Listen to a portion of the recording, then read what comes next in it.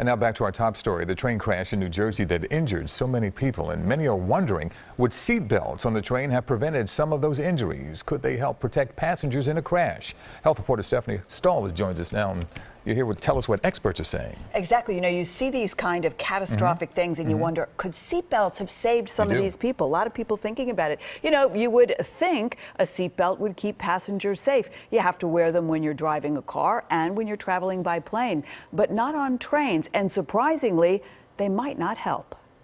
Passengers on the train that crashed in Hoboken described chaos and a lot of flying debris. I think people got some head injuries from stuff that was falling from the ceiling. It got kind of dark and there was debris kind of flying around in the air. Seatbelts on trains wouldn't guard against debris and crashes, but passengers were also knocked around, something that caused many injuries in the Amtrak crash in Port Richmond last year.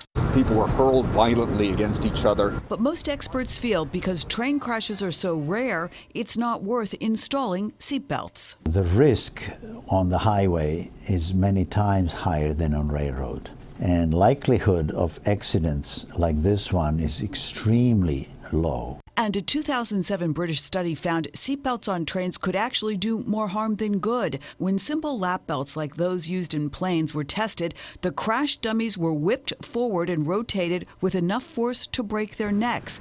And when three-point belts were tested, like those in cars, they did better, but seats on trains would have to be more rigid in order to anchor them, increasing the risk of injury to unrestrained passengers. I think people don't think of crashing in a train or crashing in a bus the same way as a car. The odds of anything happening are so minuscule that I don't think it would be worth the effort. Now, another survey concluded seatbelts on trains don't seem to be practical, in part because a lot of passengers are unlikely to use them. And there is the issue of cost. It would be very expensive. And as you heard, there is no clear-cut evidence that it would protect the passengers. But it's something I bet a lot of people are going to continue talking about, because you got to wonder, right? Especially after seeing what we saw today. No doubt, Stephanie. Thank you so much.